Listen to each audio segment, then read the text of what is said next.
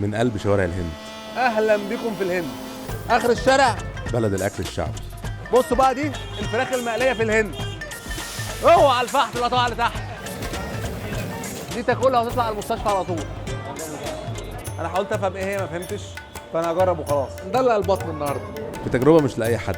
يعني انا عملت كده اهو هيطلع نار. هنا مفيش مطاعم فخمه. بص الناس واقفه بتاكل في الشارع عادي، مفيش تجميل للحاجه، هتشوفها على طبيعتها. يدي بقى واحده كده بصباعه، ايوه لو اكلته موت. روايح قويه وتوابل هتحرق اللسان. البهارات بتخش جوه مناخيرك. اكلات اول مره تشوفوها. هناكل مخ في الهند. ده كباب مدي على طعميه. هل ده شعر اللحمه؟ وهنعيش مغامره ما فيهاش رحمه. اصعب الحاجات اللي انا ممكن اعملها. هل انا جاهز؟ عايز تاكل في الهند ما تركزش كتير. مش متاكد، أوه. بس هنجرب وهنكتشف مع بعض حدود الجراءه بتاعتي. يعني حد محتاج يقول لي بلاش بلاش يا ابني اهدى. يلا بينا. بسم الله الرحمن الرحيم.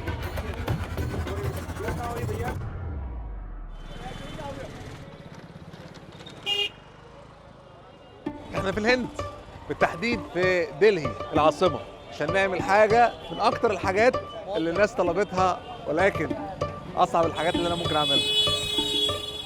هنعمل جولة أكل الشوارع في الهند. النهارده معانا روحان، واحد من أهل المدينة، هيكون معانا كجايد يعرفنا على الأكلات والاماكن اللي هناكل فيها. لان طبعا انت لو هتاكل في الهند مش ما ينفعش تنزل تاكل كده وخلاص، لازم يبقى معاك حد على الاقل يوديك الاماكن اللي تاكل منها. فاحنا دلوقتي في دلهي القديمه عشان ناخد الاكل القديم على ابوه. يلا بينا. بيقول لي في عندهم هنا حاجه من الحاجات المعروفه، البلد معروفه بيها، ان هي اسمها ديلي بيلي. ديلي بيلي دي اللي هو معروف عندهم ان الناس بتيجي هنا تاكل اكل بطنهم بتتعب.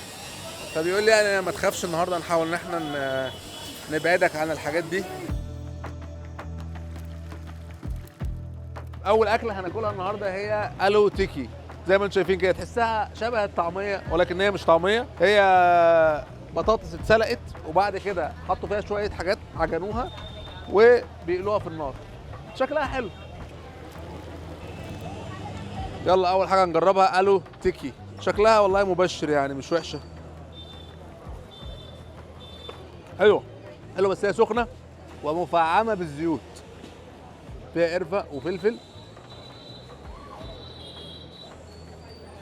وشويه اطعمه ثانيه انا مش فاهمها، بس هي حلوه. يلا بدايه مبشره الحمد لله. طب احنا هناخد مواصله للمكان اللي بعد كده. طبعا دي حاجه من الحاجات المنتشره جدا في الهند، هي العجل. تبقى قاعد مع واحد كده هو بيسوق العجله وانت قاعد في الكنبه ورا. ما شاء الله الراجل يعني في الثمانينات ولا حاجه، وراكب عجله زي الفل ما شاء الله. That's our next stop. We'll try two things over here, samosa and jalebi. So let's go inside.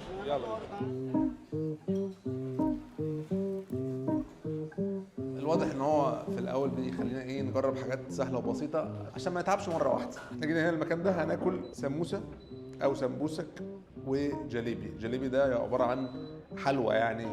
هوريها لكم.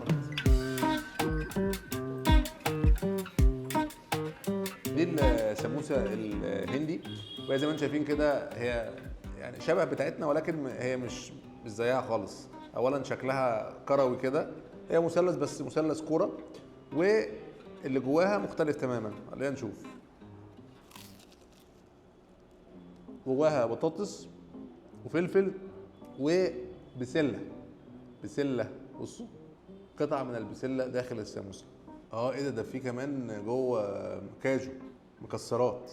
دي انا ما كنتش اعرف صراحه. طبعا حراقه ليفل حلو يعني، يعجبك اهو.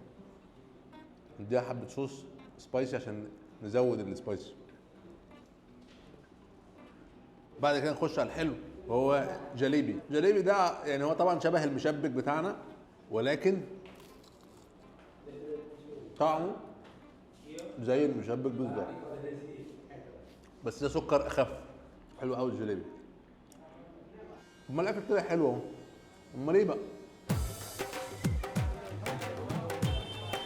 طبعا انت بتشوف حاجات غريبه طول ما انت ماشي. النظافه طبعا للاسف ضايعه، الريحه طبعا خلاص بقى انت انا اتعودت صراحه، انا بقى لي هنا كام يوم اتعودت. الدنيا ضيقه، الحوالي ضيقه، اجواء جميله جدا. For me, this is like one of the best places to have sweets here in Delhi. طيب احنا دلوقتي هناكل حاجه اسمها كراتشي حلوى. من اسمها طبعا انتوا ممكن تاخدوا بالكم ان هي حلوى.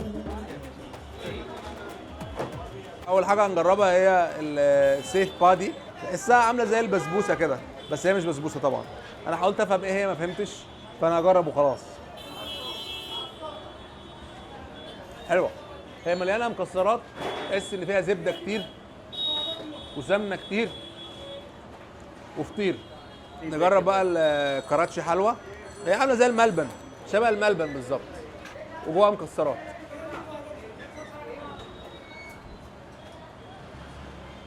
شبه الملبن وطعم الملبن، بس اسمها كراتشي حلوى. فلما تيجي الهند وعايز تاكل ملبن قول لهم عايز كراتشي حلوى. ده اسمه جولاب جامون، المفروض ان ده يعني حاجه مشهوره جدا عندهم هنا في الهند، بيتعمل على هذا الشكل وبيتعمل منه كور شبه بلح الشام، بس هو بص يعني ايه رقيق جدا. بص كده،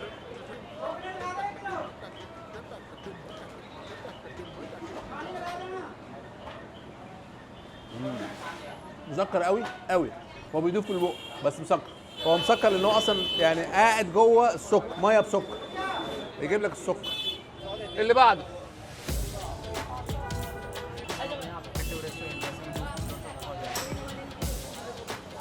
بيعاملوا الفراخ معامله غير ادميه. متخيل ان هو بعد ما يعمل كده انا هاجي اكل فراخ؟ اكيد لا طبعا، كميه فراخ لا حصر لها. بصوا بقى، دي الفراخ المقليه في الهند، هو على الفحم لا طبعا لتحت. يعني هنا بيرموا الفرخه كامله في البهارات والحاجات ويقليها زي ما هي كده، زي ما انتم شايفين كده. في حاجات بقى ايه ما ينفعش تجربها زي الدقه كده. ليه؟ الدبان بص في كل مكان، لو كلته موت على طول، مفيش كلام. هما هنا ده اشهر واحد بيعمل كباب اسمه قريش او قريشي. المفروض يعني ان هو الكباب بتاعهم مختلف عن الكباب بتاعنا، الكباب بتاعهم عامل زي الكفته عندنا. They have like 3 different varieties of kebabs over here. Buffalo kebabs, mutton kebabs. Mutton is basically goat and chicken kebabs. ما عندهمش بقر لان هو ممنوع ان هم ياكلوا بقر. بص الناس واقفه بتاكل في الشارع عادي، بيعزم عليا يقول لي كل معانا. عادي تاخد صاحبك وتنزل الشارع تقول له تعالى ناكل كده، فاهم؟ تبقى واقف كده في وسط الزحمه دي، وسط الناس رايحه جايه وانت مالكش دعوه، انت بتاكل. Just want to welcome you. ثانك يو. ثانك يو. شكريا. ده يعني نوع من انواع الترحيب، يعني هو بيرحب بيك فيلبسك سكارف.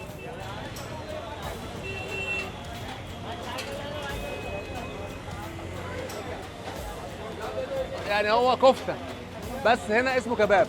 هو في اسيا اغلبيته ده اسمه كباب، برضه في تركيا اسمه كباب، بس هو زي الكفته عندنا كده.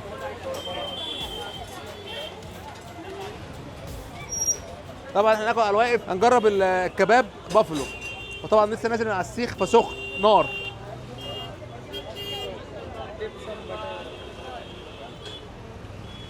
ده كباب مدي على طعميه، تحس ان هو حاطط فيها خلطه طعميه مع اللحمه، مش عارف ازاي، ومشطشط نار. It's very spicy. نجرب بقى ايه كباب الماعز.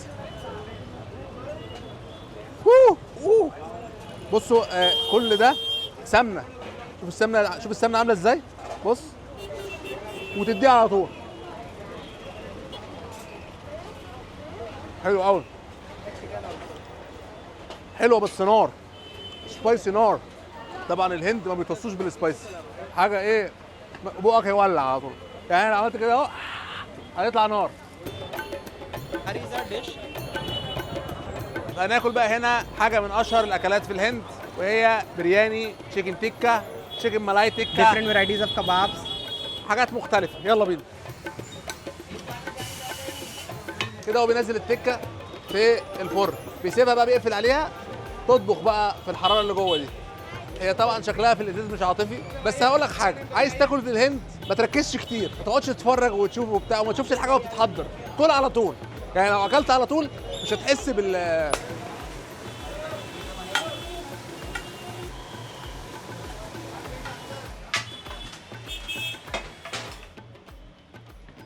طيب احنا قلنا نجمع لكم يعني اشهر الاكلات الهنديه مره واحده كده مع بعض عشان ايه تشوفوا تاخدوا خلفيه عن الموضوع. طبعا الاكل ده كله طاقه، هنجرب كل الكلام ده ونشوف ونقول لكم ايه احسن حاجه.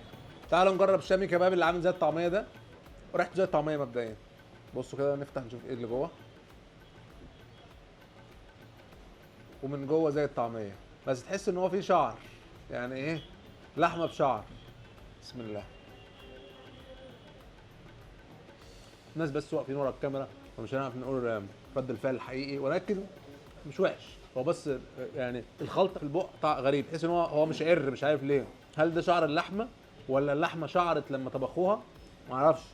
شامي كباب ما تجربوش، هو قريب جدا من الطعميه بس لحمه، بس فيه شعر. تشيكن برياني تحط في الطبق قدامك. البرياني ده عباره عن رز كذا لون، كلهم بيتطبخوا مع بعض في الفخار مع الفراخ بقى او اللحمه، يعني هو بيتعمل بفراخ او لحمه. بصوا كده، ده الفراخ مليانه بهارات. دي برضو حاجه من الحاجات اللي يعني في الهند هتحسها ان الاكل مبهر، البهارات اكتر من الاكل. نجرب ونشوف. برياني جميل، برياني جميل بس البهارات يعني بص بزياده، تحس بالبهارات قوي. جرب بقى فراخ ولا. عارف انت بتاكل كده الاكله وتبقى والدتك حاطه حبهان في الاكل وفجاه كده تلاقي نفسك ايه، عضيت حبهانه؟ لا، هنا بقى انت مش هتعض حبهان. ليه؟ لان هو الحبهان عايش جوه متغلغل في الاكل فهو مليان حبهان. ده البرياني. البهارات بتخش جوه مناخيرك.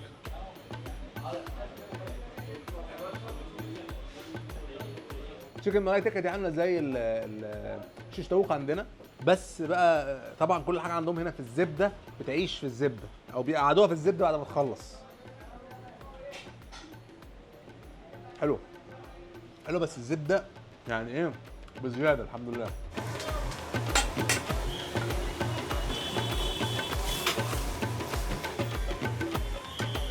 جرب الباتر تشيكن. هي الخلطه غريبه، بس الخلطه بتاعت الباتر تشيكن دي غريبه.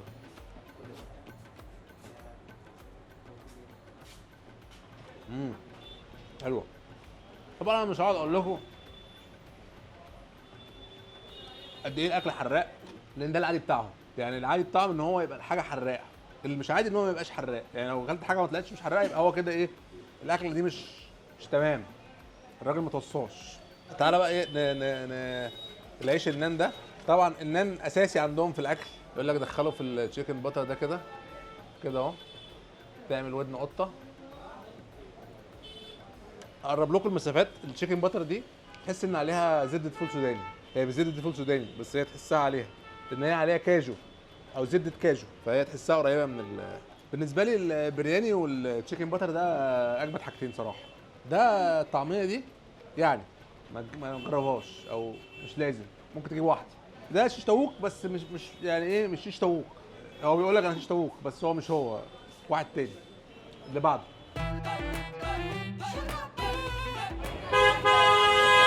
يا عم بالراحه بالراحه يا جدعان، البلد دي ما بتنامش، زحمه نار. الساعه 9 بالليل والناس لسه تاكل في الشارع، الناس لسه بتقول ها نتغدى دلوقتي.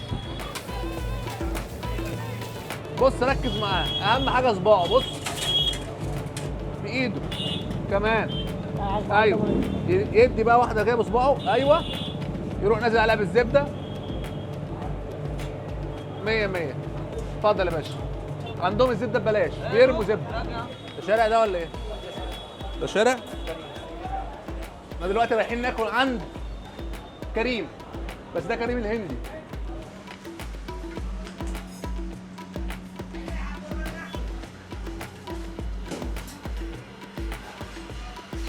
ادي الاكل جاي اهو.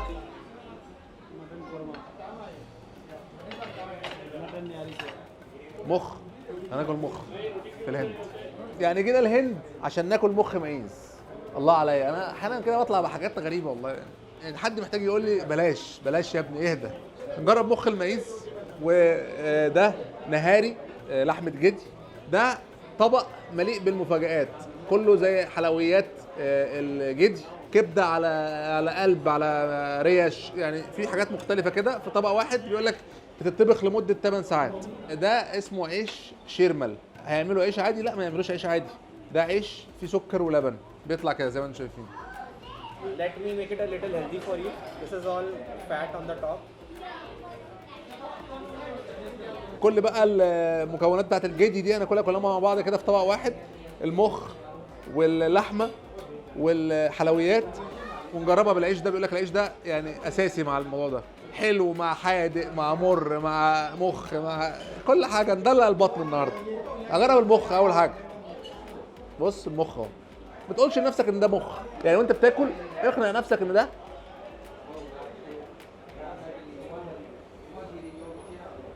مش هتعرف تقنع نفسك. لا، هو ملزلز بس حلو، يعني جوه بقك ملزلز، طعمه حلو. فهو حاول ما تحسش بيه، يعني حاول تاكل من غير ما تركز ده ايه. المخ، جربنا المخ. دي نهاري، نجرب النهاري.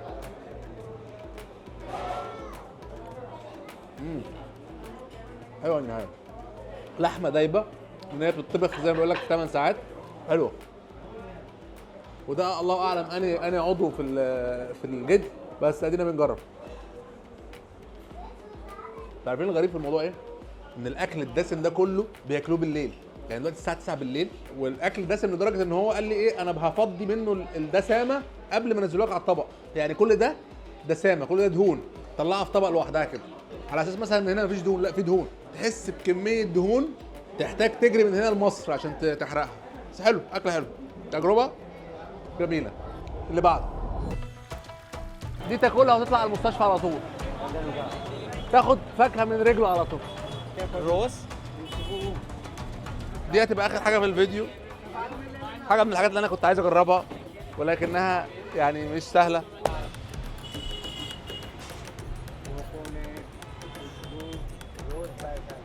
Rose petals पूरे. بصوا بتخوف يعني.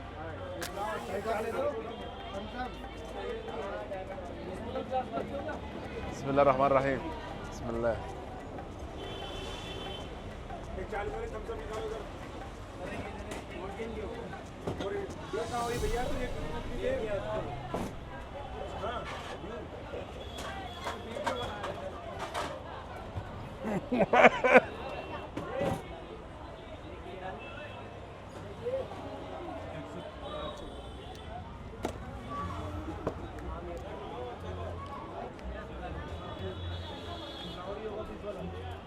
دي عباره عن ايه؟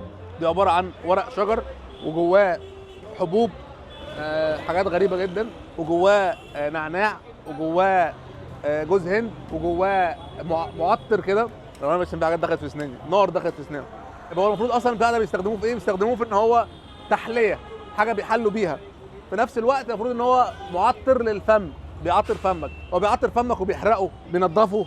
يعني عارف انت ممكن ايه تعمل كل سنه مره تنظيف للفم عندهم، تيجي هنا يرمي لك واحده جوه تنضف. هي طبعا ما بتحسش بالنار، انت بتحس بالسخونيه بس، هي اول ما تخش في بقك وبتقفل عليها بتطفي على طول، سليمه يعني تمام. من اغرب الحاجات اللي موجوده هنا في الهند صراحه. And in that bowl.